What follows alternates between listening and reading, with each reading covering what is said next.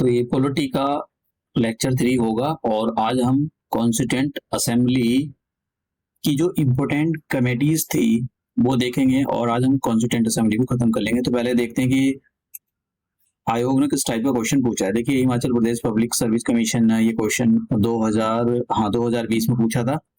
तो इसमें क्वेश्चन है कि which leader was not the member of the constitutional draft committee. जो ड्राफ्टिंग कमेटी बनाई गई थी उसमें पूछा गया था इसमें से उसका मेंबर कौन नहीं है। ठीक है, तो ये जो कमेटी है ये बहुत ज्यादा इंपॉर्टेंट कमेटी, टोटल 22 कमेटी थी, लेकिन जिसमें से कुछ कमेटी बहुत ज्यादा इंपॉर्टेंट है, 8-9 कमेटी 8-9 कमेटी बहुत ज्यादा इंपॉर्टेंट है। तो हम उन कमेटी को ही देखेंगे। क्वेश्चन ऐसे ही पूछा जाता है कि इसको चेयर कौन कर रहे थे या कमेटी किसके पास थी। तो हम अभी इस क्वेश्चन का आंसर अभी देखेंगे। अभी अगर आपको पता होगा तो आप इसको लगा सकते हो। तो सबसे पहले हम कमेटी के बारे में देखते हैं। तो पंडित जवाहरलाल नेहरू के पास 3 कमेटी थी। एक तो यूनियन पावर कमेटी और दूसरी थी इनके पास यूनियन कॉन्स्टिट्यूशन कमेटी। देखिए, union constitution committee Jawaharlal Nehru के पास थी और प्रोविंशियल कॉन्स्टिट्यूशन कमेटी थी सरदार पटेल के पास। ड्राफ्टिंग कमेटी किसके पास थी? ये मतलब इनके चेयरमैन दे रखे हैं, ये पास होने का मतलब ये इनके चेयरमैन थे। तो अंबेडकर साहब को ड्राफ्टिंग कमेटी का चेयरमैन बनाया गया था। फिर एक कमेटी बनाई गई थी फंडामेंटल राइट पर, और ये जो कमेटी थी इसको चेयर कौन करते थे? सरदार पटेल। इसके सब पार्ट है, सब पार्ट आपको याद करने की जरूरत नहीं है, इतने मतलब बहुत ही कम चांस होता है कि आयोग यहाँ पर हो, लेकिन ये पता होना चाहिए। तो सरदार पटेल के बाद 2 कमेटी हो गई, एक तो ये प्रोविंशियल कॉन्स्टिट्यूशन कमेटी और एक ये फंडामेंटल राइट की कमेटी। और इनके पास अम्बेडकर के पास हो गई ड्राफ्टिंग कमेटी, और अब जवाहरलाल नेहरू जी के पास हो गई union power committee, union constitution committee. Jawaharlal Nehru को एक कमेटी और दी गई थी, इनको जो स्टेट्स थे उनके साथ निगोशिएशन करना था, तो इसीलिए इनको state committee for the negotiation with state, ये जवाहरलाल नेहरू जी के मतलब ये अंडर थी। डॉक्टर राजेंद्र प्रसाद, क्योंकि डॉक्टर राजेंद्र प्रसाद प्रेसिडेंट थे तो इनको जो पार्लियामेंट से रिलेटेड वाली कमेटी थी वो दी गई, जैसे स्टीयरिंग कमेटी और रूल्स ऑफ प्रोसीजर कमेटी। तो डॉक्टर राजेंद्र प्रसाद जी को 2 कमेटी दी गई। तो अब हम ड्राफ्टिंग कमेटी से क्वेश्चन जो पूछे जाते हैं उसके बारे में देखते हैं। इसके जो चेयरमैन थे डॉक्टर अंबेडकर साहब थे, आपको नाम पता होना चाहिए। और फिर जो गोपाल स्वामी अय्यंगर, ये इसके मेंबर थे। अलादी कृष्णा स्वामी अय्यर।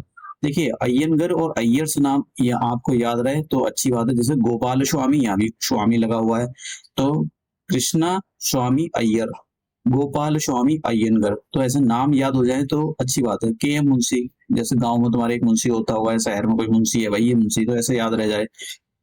सैयद मोहम्मद सदाउल्लाह, तो इनका नाम पता होना चाहिए। और फिर माधव राव, कृष्णा रामाचारी, एक ये थे टीटी कृष्णा रामाचारी, तो माधव राव हो गए, सैयद मोहम्मद, के एम मुंशी और कृष्णा स्वामी अय्यंगर, गोपाल कृष्णा स्वामी अय्यंगर। तो आपको इन कमेटी के नाम, 7 मेंबर थे इस कमेटी के। ये भी क्वेश्चन पूछा गया है कि ड्राफ्टिंग कमेटी के कितने मेंबर थे, तो 7 मेंबर थे।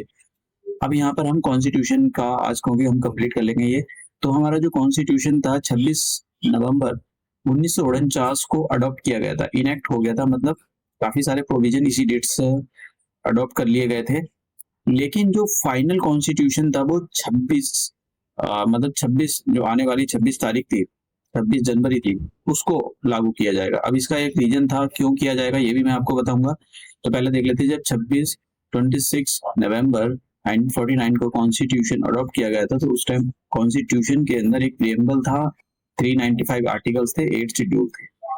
और क्योंकि देखिए कहीं ना कहीं ये सही बात है कि जो जब मोदी सरकार आई तो मोदी सरकार ने इस डे को काफी इंपोर्टेंस दी, और इसी क्योंकि कांग्रेस को इस डे को नहीं एक नेग्लेक्ट करना चाहिए, कांग्रेस सरकार ने इस डे को कहीं ना कहीं नेग्लेक्ट करके चली, जिसकी वजह से मतलब कुछ डे होते हैं आपको उसको इम्पोर्टेंसी देनी चाहिए।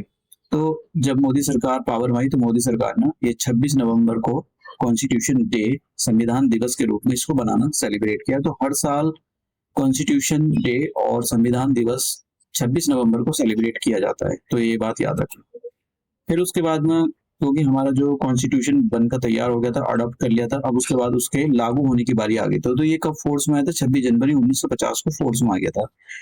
26 जनवरी को ही 26 जनवरी को क्यों चूज किया गया है और इस डे को रिपब्लिक डे सेलिब्रेट किया जाता है? देखिए, इसके पीछे एक हिस्टोरिकल एस्पेक्ट है, उसको जानने की जरूरत है। जब इंडियन नेशनल कांग्रेस का सेशन हुआ लाहौर सेशन था इंडियन नेशनल कांग्रेस का, और इसको जो चेयर कर रहे थे वो पंडित जवाहरलाल नेहरू कर रहे थे। ये सेशन लाहौर में हुआ था 1929 में, और रावी रिवर के किनारे हुआ था। तो ये बहुत जरूरी है, तो आपको याद रखना चाहिए। तो उस टाइम तो जवाहरलाल नेहरू जी ने ये जो फ्लैग है इसको वहां पर फहराया था, झंडे को फहराया था। उसके बाद में लाहौर सेशन था, इस सेशन को एक रेजोल्यूशन पास करा गया इंडियन नेशनल कांग्रेस ने कि हमको पूर्ण स्वराज चाहिए। ठीक है, और फिर इस सेशन में ये बोला गया था कि भाई ये जो आने वाली 26 तारीख है, इससे हम पूर्ण स्वराज डे सेलिब्रेट करेंगे। तो इसलिए 26 तारीख बहुत ज्यादा इंपॉर्टेंट हो जाती है, तो ये आपको पता होना चाहिए। मतलब वैसे तो नहीं पूछे जाएंगे, लेकिन ऐसे इसमें से क्वेश्चन पूछे गए हैं कि भाई ये लाहौर सेशन 1929 में हुआ था, कौन सी रिवर के किनारे हुआ था, और ये पूर्ण स्वराज का रेजोल्यूशन कब की लागू किया गया था, और ये पंडित जवाहरलाल नेहरू ने ये जो कलर है कौन सी नदी के किनारे इसको फहराया था। ठीक है, तो ये सारी चीजें आपको, और ये पूर्ण स्वराज कब से सेलिब्रेट होना शुरू हुआ था, तो ये सारी चीजें क्वेश्चन मतलब आपको पता होनी चाहिए। ठीक है, तो ये हमने देख लिया। अब बात करते हैं हम इंटरिम गवर्नमेंट की। तो इंटरिम गवर्नमेंट 2 सितंबर से लेकर, मैंने आपको पिछले वाले लेक्चर में भी बताया था, फ्रॉम द 2 सितंबर 1946 से लेकर 15 अगस्त 1947 तक, क्योंकि 15 अगस्त 1947 के दिन अंग्रेज सारा तामझाम इंडियंस के हाथ में दे देंगे, तो फिर उनकी कोई रेस्पॉन्सिबिलिटी नहीं रही। तो इस डेट से लेकर इस डेट में भाई सारी पावर ट्रांसफर होएगी, तो कोई ना कोई तो ऐसा रेस्पॉन्सिबल होना चाहिए कि भाई सरकार होनी चाहिए। अंग्रेज बनना तो मजाक बनाएंगे कि भाई देखो इनके पास तो सरकार भी नहीं बन रही है। तो इसलिए जो है इंटरिम गवर्नमेंट बनाई गई उस टाइम पर। ये इंटरिम गवर्नमेंट केवल 15 अगस्त 1947 तक ही थी, तो ये आपको पता होना चाहिए। अब देखिए इस इंटरिम गवर्नमेंट में जो पंडित जवाहरलाल नेहरू थे, इनको ये एक वाइस प्रेसिडेंट की तरह रोल प्ले कर रहे थे। उस टाइम के वाइस प्रेसिडेंट जो है प्राइम मिनिस्टर थे। ठीक है, और ये इन्होंने ये जो रोल प्ले करा है वो इंडिपेंडेंस तक रोल प्ले करा है, 15 अगस्त 1947 तक। तो ये क्वेश्चन मैंने सबसे शुरू में जो लेक्चर स्टार्ट कराया था वो ये वाला क्वेश्चन था, तो आपको पता होना चाहिए कि ये जो मतलब क्वेश्चन है किस टाइप के क्वेश्चन आयोग पूछ रहा है। तो हमने ये देख लिया। अब देखिए यहाँ पर इंटरिम गवर्नमेंट थी, तो कुछ ये देख लेते हैं कि जो कुछ मिनिस्ट्रीज किस किस के हाथ में थी। मतलब बहुत कम का आंसर किया है, लेकिन ऐसा पूछ लेता है। देखिए राजगोपालाचारी जी के हाथ में थी एजुकेशन मिनिस्ट्री, और होम मिनिस्टर जो home affair and information and broadcasting Vallabh भाई पटेल जी के हाथ में थे। हालांकि ये जो कैबिनेट बनाई गई थी इसको रीसफल किया गया था। बाद में मुस्लिम लीग के कुछ लोगों को इन्वॉल्व किया, 5 लोगों को इन्वॉल्व किया गया था।